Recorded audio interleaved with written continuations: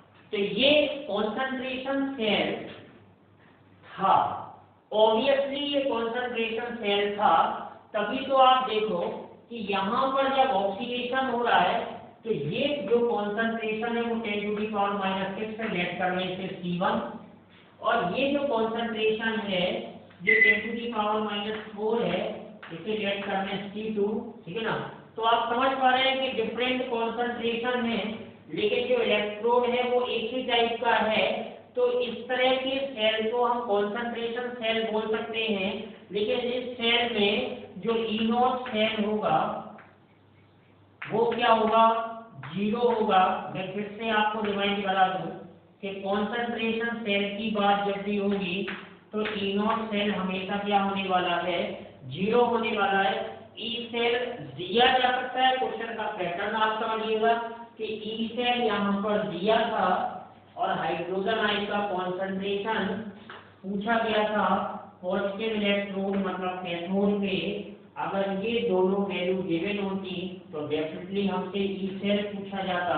तो जब हम यहाँ पर दोनों इलेक्ट्रोड मतलब एनोड और कैथोड दोनों हाइड्रोजन ले रहे हैं, तो you can see that gentleman, आप चेक कर पा रहे हो कि जो ई सेल होगा वो इससे अफेक्टेड होगा। जैसे कि मैंने बताया था रिएक्शन कोफिशिएंट, तो रिएक्शन कोफिशिएंट में दोनों टर्म आते हैं, मोलर कॉन्सेंट्रेशन भी आता है और प्रेशर भी आता है।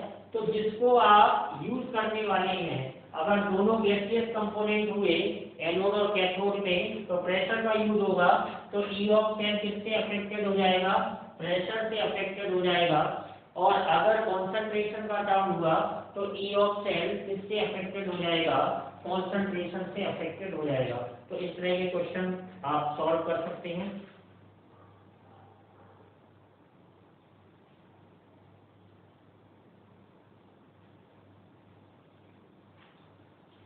एक क्वेश्चन हम लोग और करते हैं, क्या गिवन है जरा देखें।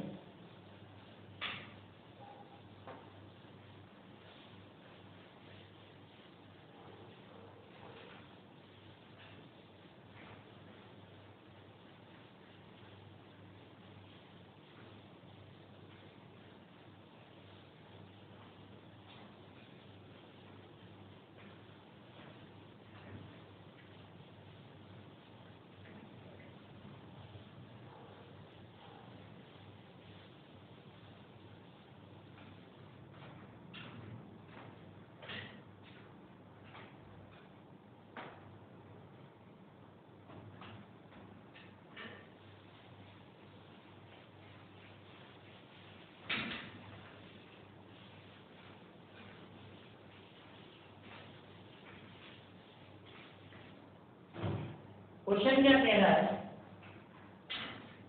कि calculate the equilibrium constant, calculate the equilibrium constant. एक रिएक्शन दी गई है 2Fe + 3 + 3I minus sign of reversibility 2Fe + 2 + I3 minus. The standard reduction potential in acidic condition E naught Fe + 3 से Fe + 2 given है प्लस 0.78 वोल्ट और I3 minus से I minus given है plus 0.54 volt. ये दोनों SRP दिए गए, standard reduction potential दिए गए। खास बात ये कि इन एसिडिक मीडियम में, इन एसिडिक मीडियम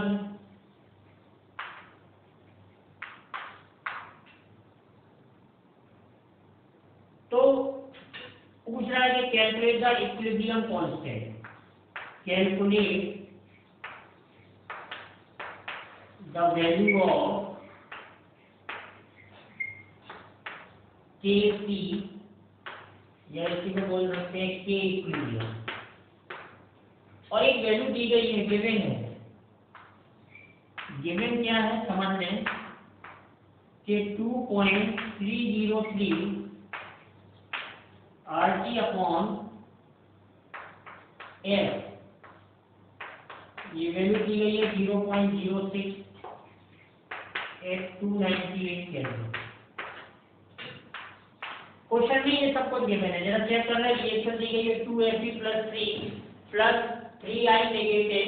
देखो जरा क्लियरली आपको दिख रहा है कि यहाँ पे Fe + 3 का क्या हो रहा है, रिडक्शन।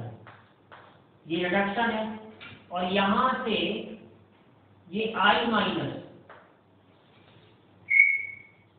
ये क्या हो रहा है, oxidation.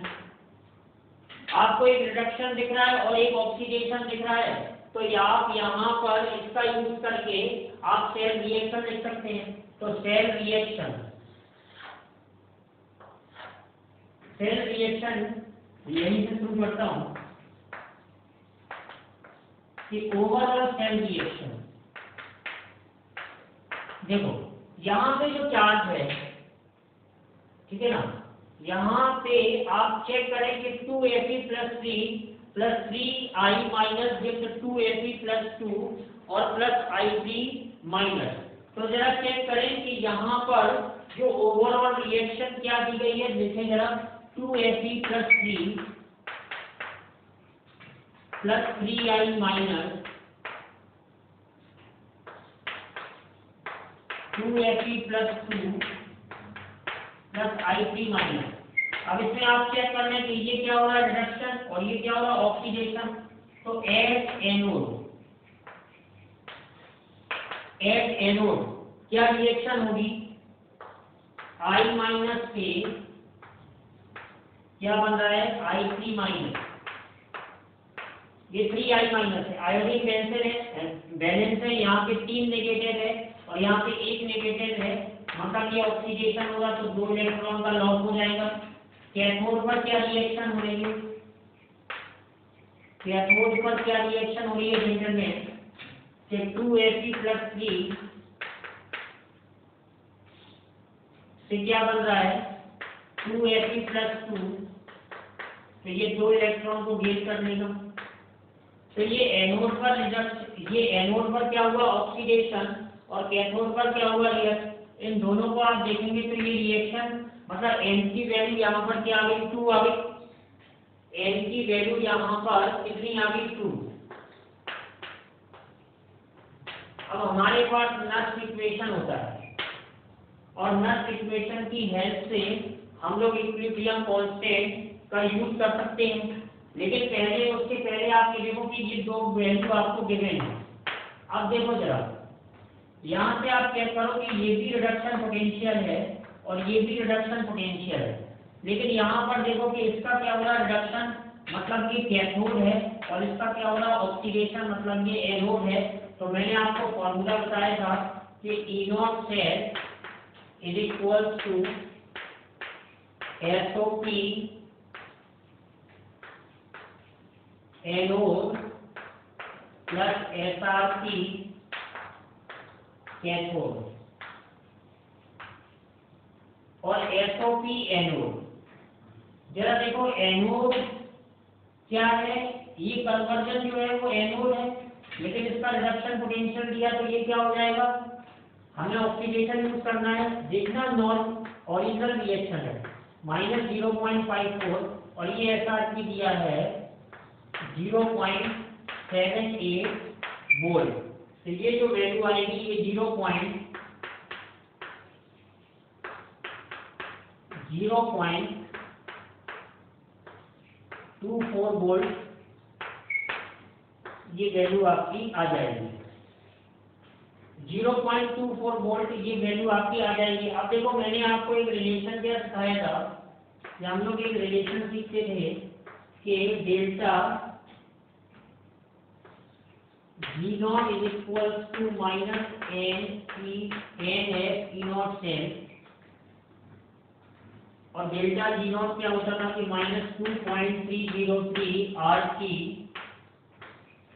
log base 10 K equilibrium is equal to minus NS E0 cell.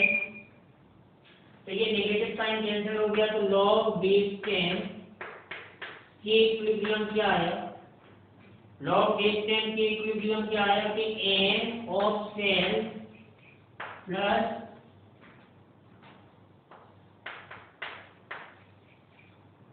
E0 cell, और ये आ गया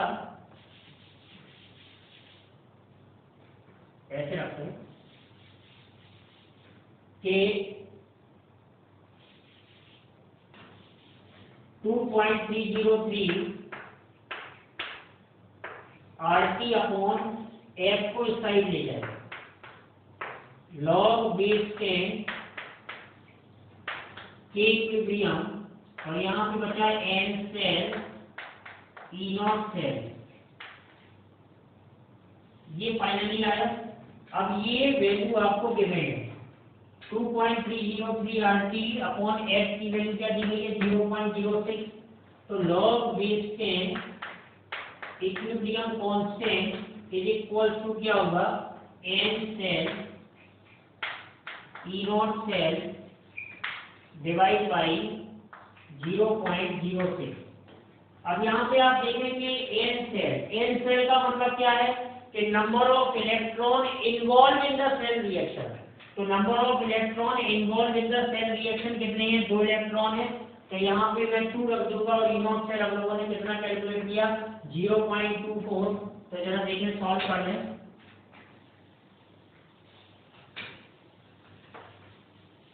तो जितने भी फॉर्मूले मैंने आपको बताए वो सब आपको अगर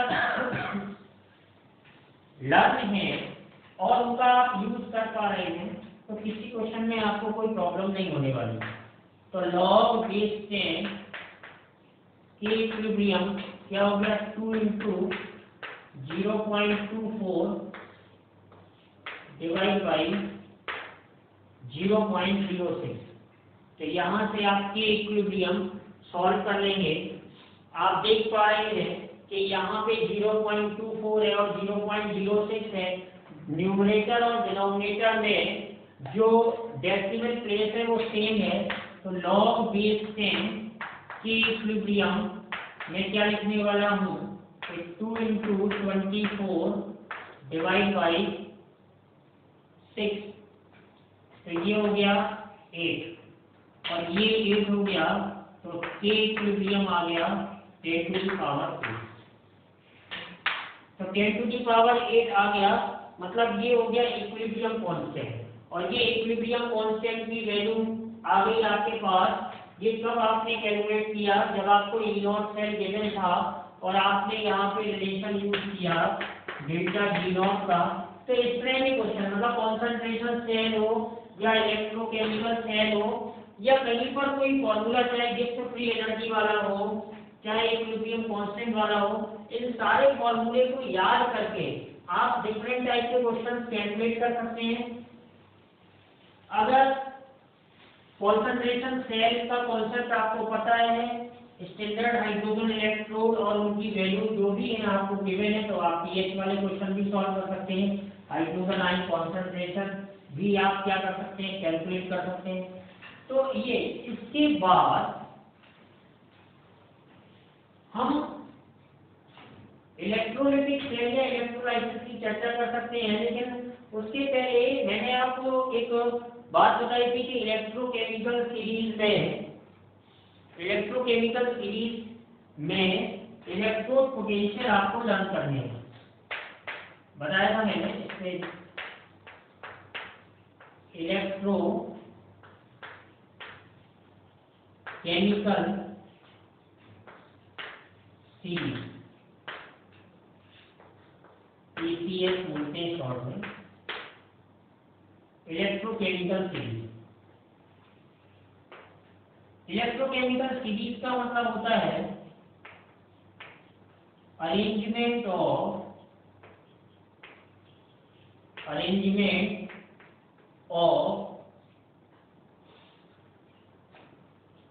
SRP standard reduction potential in increasing order।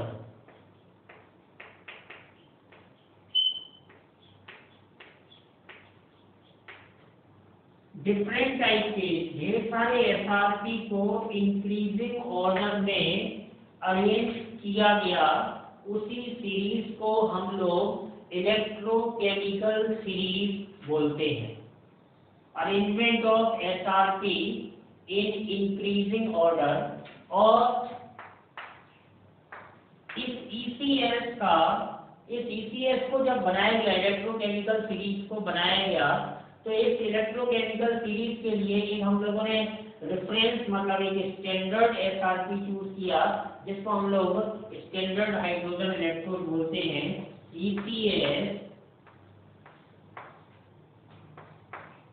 is based upon the standard hydrogen electrode और नॉर्मल हाइड्रोजन इलेक्ट्रोड। जो ECS है वो SHE या NHE पर क्या है, डिपेंड है।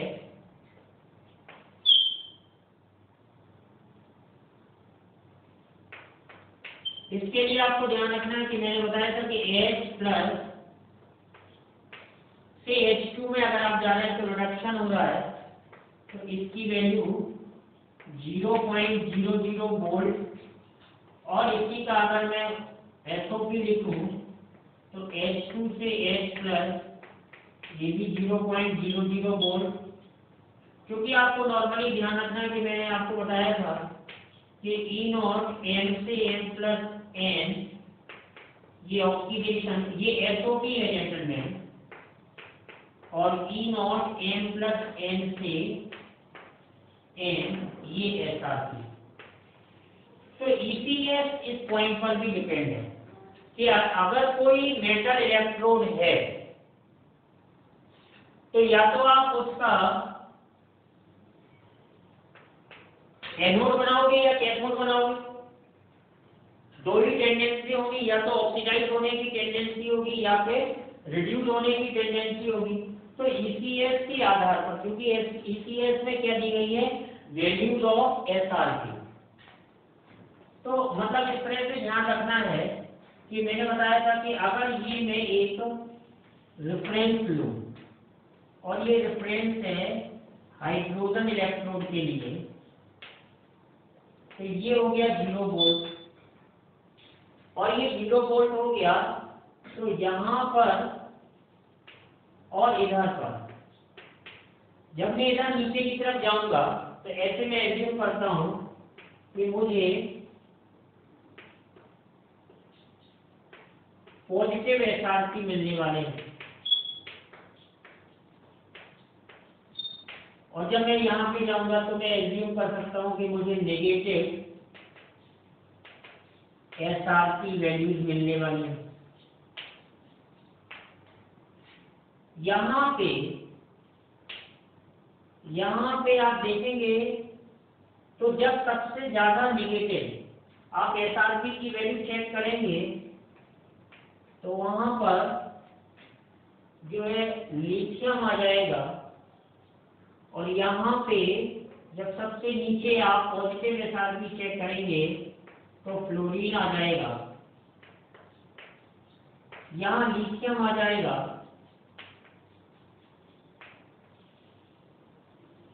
लगभग -3 वोल्ट ये और लगभग +3 वोल्ट ये। मतलब थोड़ा सा आपको ध्यान रखना है कि नेगेटिव साइन के साथ सबसे हाईएस्ट जो एसआरपी होगा वो लिथियम का होगा, और पॉजिटिव साइन के साथ सबसे हाईएस्ट जो एसआरपी होगा वो फ्लोरीन का होगा। तो यहाँ पर आपको ये ध्यान रखना है कि जब पॉजिटिव साइन के साथ एसआरपी की वैल्यू सबसे ज्यादा होगी तो उसमें ऑक्सीडाइजिंग पावर सबसे ज्यादा होगी। ऑक्सीडाइजिंग,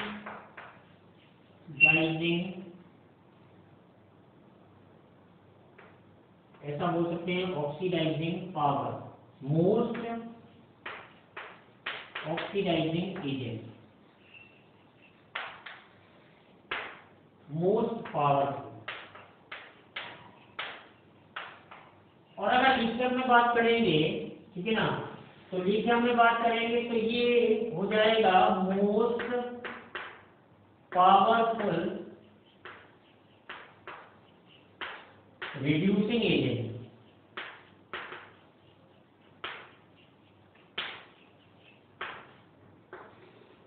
मतलब आप चेक कर लो, कई बार ये ऐसे उल्टा बना रहता है, इससे कोई फर्क नहीं पड़ने वाला। As we go from the negative SRP to the positive SRP, जब हम नेगेटिव एसआरपी वैल्यू से पॉजिटिव एसआरपी वैल्यू की तरफ जाते हैं, ये रेफरेंस है, ये मैं आपको बता दूं, ये रेफरेंस है।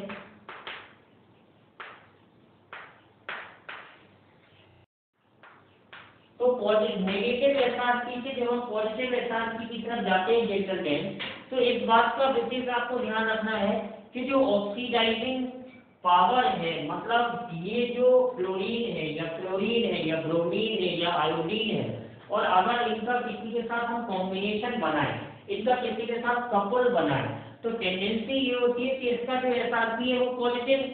अब आपको समझो कि किसी का एसआरपी अगर पॉजिटिव है तो इसकी टेंडेंसी रिड्यूस होने की है, क्योंकि एसआरपी इसका क्या है, पॉजिटिव। इसका एसआरपी क्या होने वाला है, पॉजिटिव। और आप एक फॉर्मूला सीखते हो कि मैंने आपको बताया है फॉर्मूला कई बार, कि जो इनॉट स्केल होता है वो क्या होता है, एसओपी एनोड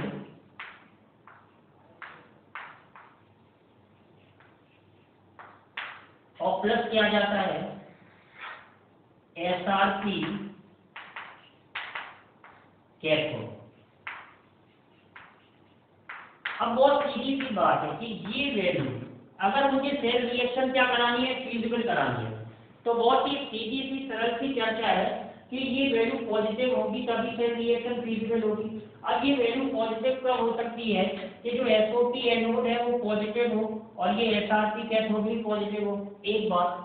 दूसरे टाइम ये वैल्यू कब पॉजिटिव हो सकती है कि ये जो एसआरपी कैथोड है, ठीक है ना, एसओपी एनोड है, अगर मैं यहाँ पे एसआरपी एनोड रखूंगा तो माइनस साइन आ जाएगा, तो ये वैल्यू बड़ी होनी चाहिए एसआरपी कैथोड की, तब ये वैल्यू पॉजिटिव आएगी। अगर मैं इसे एसओपी में चेंज करूंगा तो ये इधर माइनस आ जाएगा, मतलब ये वैल्यू बड़ी होनी चाहिए तभी ये पॉजिटिव आएगा। मतलब समझो कि एनोड की करस्पॉन्डिंग अगर एसओपी ज्यादा है, एनोड के करस्पॉन्डिंग अगर SO3 ज्यादा है और वो पॉजिटिव साइन के साथ है तो इनोड सेल हमेशा पॉजिटिव आने वाला है। अब यहाँ पर इसका SRP क्या है, पॉजिटिव है, और यहाँ पे लिथियम का SRP क्या है, नेगेटिव है। तो लिथियम का SRP नेगेटिव है, मतलब लिथियम की जो टेंडेंसी है वो ऑक्सीडाइज होने की है, कैटायन बनाने की है, एलाइड प्लग बनाने की है। तो क्लोरीन क्या बनाएगा, एनायन बनाएगा। और वैसे भी बेसिकली जनरल सा रूल देखें तो हमेशा दो बातें ध्यान रखनी है आपको कि एक होता है भाई मेटल और एक होता है नॉन मेटल। ये दो शब्द बहुत कई बार यूज होते हैं केमिस्ट्री में। तो जो मेटल होता है उसकी टेंडेंसी इलेक्ट्रॉन को लॉस करने की होती है, हमेशा ध्यान रखो। जो मेटल होता है उसकी टेंडेंसी हमेशा इलेक्ट्रॉन को लॉस करने की होती है, और जब ये इलेक्ट्रॉन को लॉस करेगा जेंटलमैन तो क्या बनाने वाला है, कैटायन। क्लियर। और नॉन मेटल की जो टेंडेंसी होती है वो इलेक्ट्रॉन को गेन करने की होती है। तो अगर ये इलेक्ट्रॉन को गेन करेगा तो क्या बनाएगा, एनायन। ये एनायन बनाएगा, ये कैटायन बनाएगा। You can see that, compare this rule. इस रूल को आप वहां पे कंपेयर करें तो लिथियम क्या है भाई, मेटल है। एक जनरल सी बात, इसलिए इसको थोड़ा सा छोड़ दिया। और ये क्या है, नॉन मेटल है। तो मैंने आपको बताया कि मेटल की टेंडेंसी क्या है, इलेक्ट्रॉन को लॉस करने की है। तो जब इलेक्ट्रॉन को लॉस करेगा मेटल तो क्या बनाएगा, कैटायन। और जब कैटायन बनेगा किसी मेटल सॉलिड से और उसका आयन बना, कैटायन बना, तो वो सहमा में क्या हुआ, ऑक्सीडाइज हुआ। तो उसने दूसरे को क्या किया होगा, रिड्यूस, तभी तो रिडॉक्स होगी ना। सीधी सी बात है कि जिसका ऑक्सीडेशन होगा वो रिड्यूसिंग एजेंट और जिसका रिडक्शन होगा वो ऑक्सीडाइजिंग एजेंट। SRP नेगेटिव है तो टेंडेंसी ऑक्सीडाइज होने की ज्यादा है उस मेटल इलेक्ट्रोड की, और अगर SRP पॉजिटिव है तो टेंडेंसी रिड्यूस होने की ज्यादा है।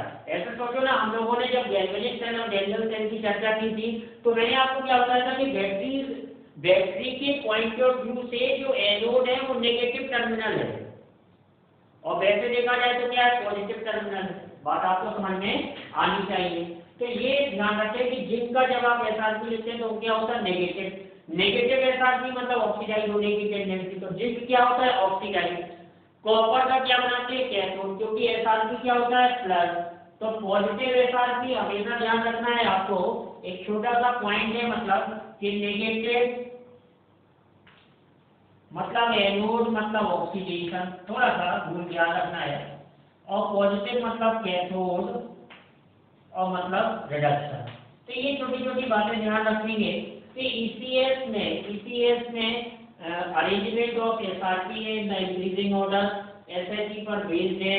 ये रेफरेंस इलेक्ट्रोड है, ये आपको ध्यान रखना है। यहाँ पर ये रेफरेंस इलेक्ट्रोड की वैल्यू 0 वोल्ट है। एक एनोड होगा, एक कैथोड होगा, जिसकी वैल्यू हायर होगी वो कैथोड होगा, जिसकी वैल्यू लोअर होगी वो एनोड होगा। एनोड पर ऑक्सीडेशन होगा, कैथोड पर रिडक्शन होगा। दोनों को मैं सम अप कर दूंगा, दोनों हाफ शेल को मैं एक्सटर्नल सर्किट और इंटरनल सर्किट कंप्लीट करते हुए मैं जब बनाऊंगा तो उसी को आप डेरिवेटिव सेल बोलेंगे, ठीक है ना।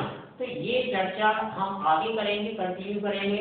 लेकिन जो क्वेश्चन आज सबसे इम्पोर्टेंट जो पार्ट था आज के लेक्चर का वो था कि हम लोगों ने जो क्वेश्चन सॉल्व किए वो एक पैकेज था, स्मॉल सा पैकेज था, क्योंकि उसमें आप पूरा डिटेल आप देख रहे हैं, जिस एनर्जी भी आ गया उसमें कॉन्सेंट्रेशन सेल भी आ गया, आपने लॉग का भी यूज कर लिया, आपने पीएच को भी कैलकुलेट किया, हाइड्रोजन आयन को कॉन्सेंट्रेशन को कैलकुलेट किया, एक ही बात है।